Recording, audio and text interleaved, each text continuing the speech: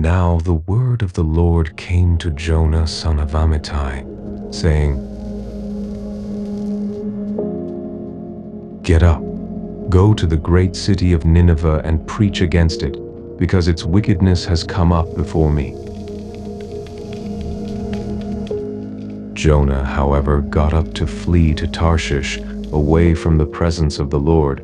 He went down to Joppa and found a ship bound for Tarshish.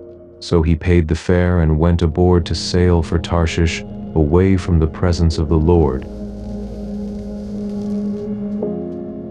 Then the Lord hurled a great wind upon the sea, and such a violent storm arose that the ship was in danger of breaking apart.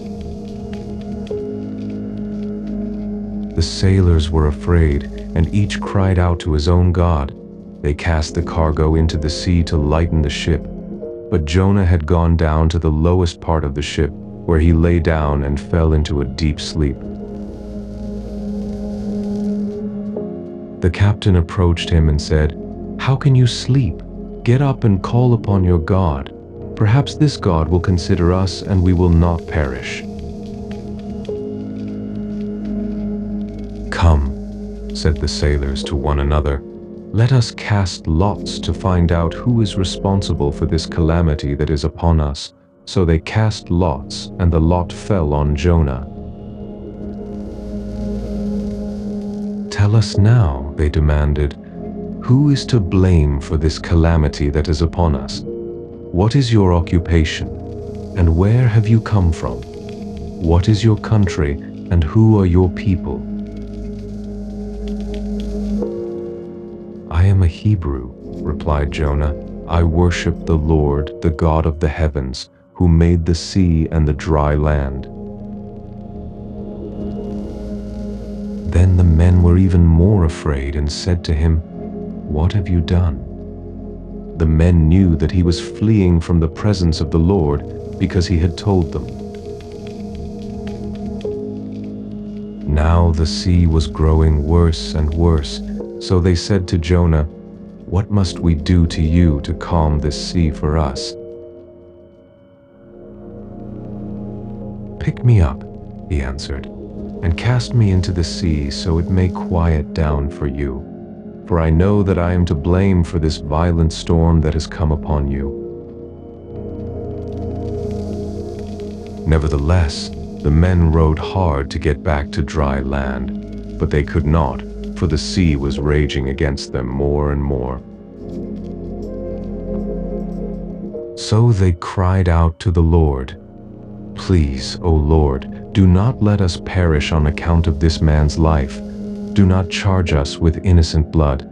For you, O Lord, have done as you pleased." At this, they picked up Jonah and cast him into the sea, and the raging sea grew calm. Then the men feared the Lord greatly, and they offered a sacrifice to the Lord and made vows to him. Now the Lord had appointed a great fish to swallow Jonah, and Jonah spent 3 days and 3 nights in the belly of the fish.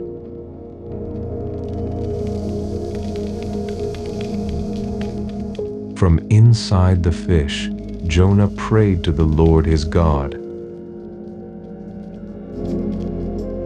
saying, "In my distress I called to the Lord, and he answered me. From the belly of Sheol I called for help, and you heard my voice. For you cast me into the deep, into the heart of the seas, and the currents swirled about me. All your breakers and waves swept over me." At this, I said, "I have been banished from your sight, yet I will look once more toward your holy temple." The waters engulfed me to take my life. The watery depths closed around me. The seaweed wrapped around my head. To the roots of the mountains I descended. The earth beneath me barred me in forever. But you raised my life from the pit, O Lord my God. As my life was fading away, I remembered the Lord. My prayer went up to you, to your holy temple. Those who cling to worthless idols forsake his loving devotion. But I, with the voice of thanksgiving, will sacrifice to you. I will fulfill what I have vowed. Salvation is from the Lord. And the Lord commanded the fish, and it vomited Jonah onto dry land.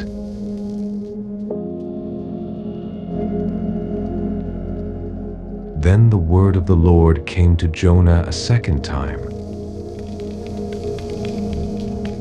Get up, go to the great city of Nineveh, and proclaim to it the message that I give you.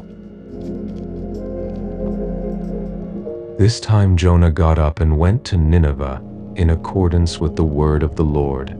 Now Nineveh was an exceedingly great city, requiring a 3-day journey. On the first day of his journey, Jonah set out into the city and proclaimed, 40 more days and Nineveh will be overturned. And the Ninevites believed God. They proclaimed a fast and dressed in sackcloth, from the greatest of them to the least. When word reached the king of Nineveh, he got up from his throne, took off his royal robe, covered himself with sackcloth, and sat in ashes. Then he issued a proclamation in Nineveh, by the decree of the king and his nobles, let no man or beast, herd or flock, taste anything at all. Furthermore, let both man and beast be covered with sackcloth, and have everyone call out earnestly to God. Who knows? God may turn and relent. He may turn from his fierce anger, so that we will not perish. When God saw their actions, that they had turned from their evil ways, he relented from the disaster he had threatened to bring upon them.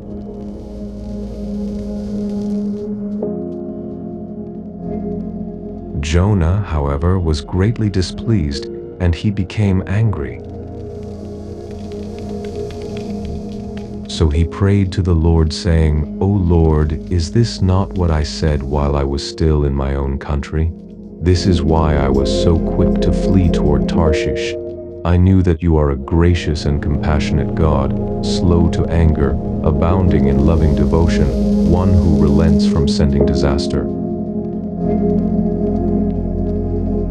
And now, O Lord, please take my life from me, for it is better for me to die than to live. But the Lord replied, have you any right to be angry? Then Jonah left the city and sat down east of it, where he made himself a shelter and sat in its shade to see what would happen to the city. So the Lord God appointed a vine, and it grew up to provide shade over Jonah's head to ease his discomfort, and Jonah was greatly pleased with the plant. When dawn came the next day, God appointed a worm that attacked the plant so that it withered. As the sun was rising, God appointed a scorching east wind, and the sun beat down on Jonah's head so that he grew faint and wished to die, saying, it is better for me to die than to live. Then God asked Jonah, have you any right to be angry about the plant? I do, he replied. I am angry enough to die. But the Lord said, you cared about the plant, which you neither tended nor made grow. It sprang up in a night and perished in a night. So should I not care about the great city of Nineveh, which has more than 120,000 people who cannot tell their right hand from their left, and many cattle as well?